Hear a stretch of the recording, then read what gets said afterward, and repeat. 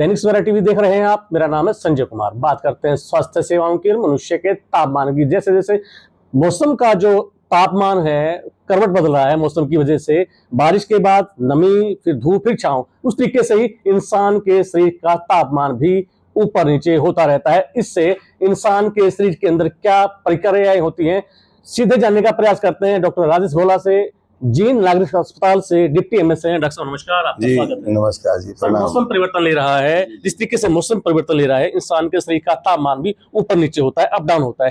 किस तरीके की प्रक्रिया हलचल शरीर के अंदर होती है, क्या क्या इसके कष्ट निवारण? जी देखिए, मौसम तो जैसे आपने बताया कि गर्मी का सीजन पहले से ही चल रहा है। तापमान अगर हम देखें तो आजकल जो पीक आवर्स है उसके अंदर तापमान काफ़ी हाई रहता है टेम्परेचर। और उसके साथ साथ क्योंकि अब जो देसी भाषा में कहते हैं जिसको सावन भादों का जो मौसम है महीना, वो शुरू हो चुका है। और इस महीने के दौरान पसीना जो है वो ह्यूमिडिटी के कारण काफ़ी ज़्यादा आता है। यानी कि एक तरफ टेम्परेचर का बढ़ना और एक तरफ बॉडी के अंदर जो हाई टेम्परेचर की वजह से गर्मी का लगना, और जो फ्लूइड लॉस है, क्योंकि पसीना ज़्यादा आएगा तो बट नेचुरल है कि जो शरीर के अंदर जो नेसेसरी जो लिक्विड होता है वो पसीने के माध्यम से शरीर से बाहर निकल जाता है। तो उससे शरीर के अंदर वीकनेस, कमजोरी, यहाँ तक कि जो छोटे बच्चे या सीनियर सिटीजन होते हैं उनके अंदर तापमान व ह्यूमिडिटी का काफ़ी ज़्यादा असर पड़ता है। दबाव और ह्यूमिडिटी की वजह से उनको दबाव सा महसूस होता है, घबराहट हो सकती है।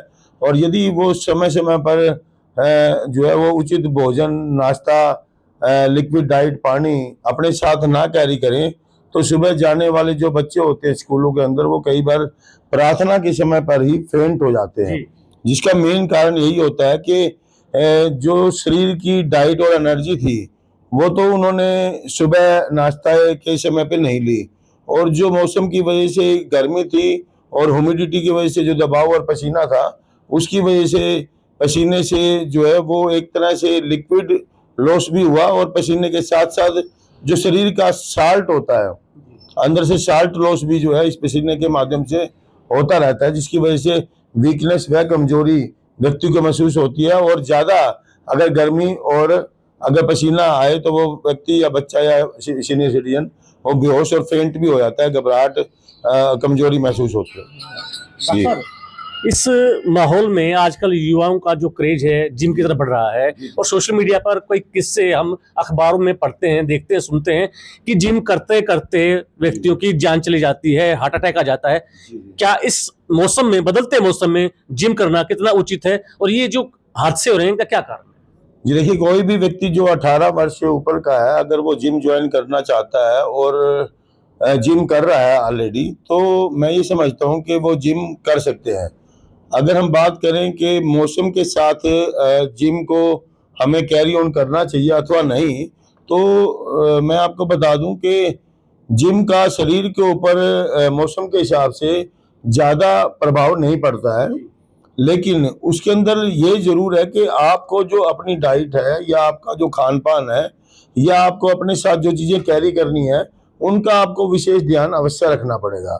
क्योंकि जिम के अंदर जब व्यक्ति जाते हैं तो भाग दौड़ एक्सरसाइज के दौरान जो है वो पसीना और जो अंदर बॉडी फैट होता है उसको बर्न करते हैं, साल्ट लॉस भी होता है, पसीने खूब आ जाते हैं, लिक्विड लॉस भी होता है। समय समय पर आप सिंपल जो फ्रेश जूस है, पानी है, लिक्विड डाइट का सेवन करते रहें। देखिए, मैं यहाँ ये बताना चाहूँगा कि एक्सरसाइज के दौरान जो फेंट होने वाले हमारे युवा साथी हैं, यंगस्टर, उसका बदलते मौसम का प्रभाव उनके ऊपर वो कम है।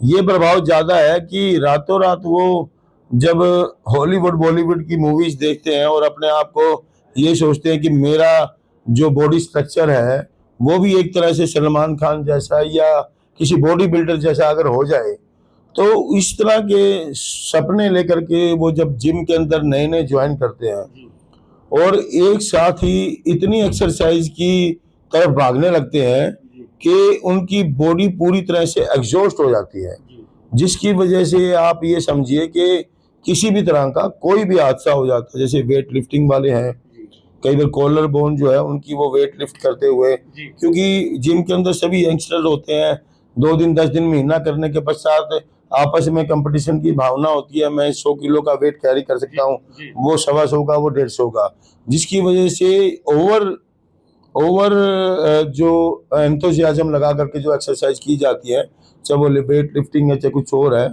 तो उसके अंदर जो है वो जहाँ बॉडी के अंदर फ्रैक्चर होने का संभावना है, व्यक्ति को घबराहट होकर के फेंट होने की संभावना है, व्यक्ति के अंदर यहाँ तक कि हार्ट अटैक आने की भी जो संभावनाएं है वो भी काफी ज्यादा देखने में मिलती है।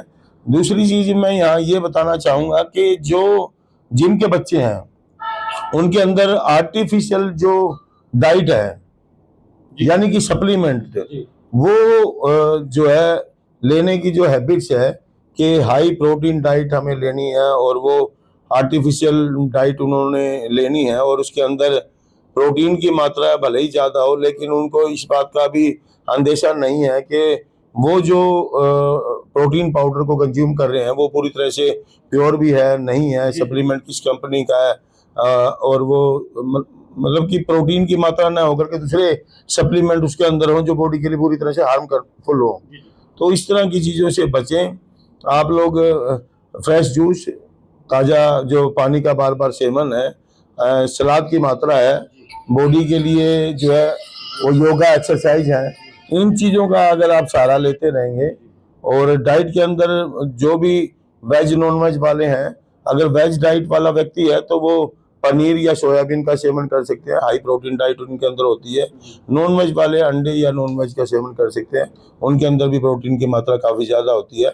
और ये भी गुजारिश है कि जितने भी हमारे यंगस्टर हैं वो एक लिमिट से ज़्यादा एक्सरसाइज ना करें, और एक्सरसाइज को अगर कोई व्यक्ति पहले दिन ज्वाइन कर रहा है तो उसको उसी हिसाब से अपनी एक्सरसाइज को बढ़ाना चाहिए, कि जैसे कि जिम के जो ट्रेनर है वो उनको एडवाइस करते हैं कि आज आपने आधा घंटा करनी है, कल आपने 40 मिनट, 50 मिनट, फिर 1 घंटा, और बॉडी वेट्स को भी उसी हिसाब से इंक्रीज करना चाहिए, 20 किलो, 30 किलो, 40 किलो, ना कि एकदम से 100 किलो का वेट। जी, कहीं ना कहीं आपका कहना है कि जो प्रशिक्षित ट्रेनर है उसके मार्गदर्शन में ही ट्रेनिंग लेनी चाहिए। बिल्कुल, प्रशिक्षित मार्गदर्शन जो ट्रेनर है उसकी देखरेख के अंदर रहनी चाहिए, और एक लिमिट के अंदर ही आपको एक्सरसाइज करनी चाहिए। जो टाइम लिमिट है वो भी इम्पोर्टेंट है, और जो वेट या एक्सरसाइज की जो मात्रा है वो भी काफ़ी इम्पोर्टेंट इसके अंदर मायने रखती है।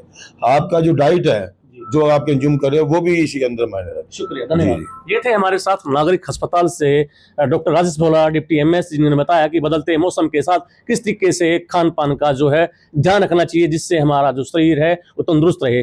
अगली कड़ी में किसी और नए शख्स से आपकी मुलाकात कराएंगे, बात कराएंगे। तब तक देखते रहिए दैनिक सवेरा टीवी। मैं अपने सहयोगी इंद्रजीत के साथ दैनिक सवेरा टीवी के लिए जींद से संजय कुमार।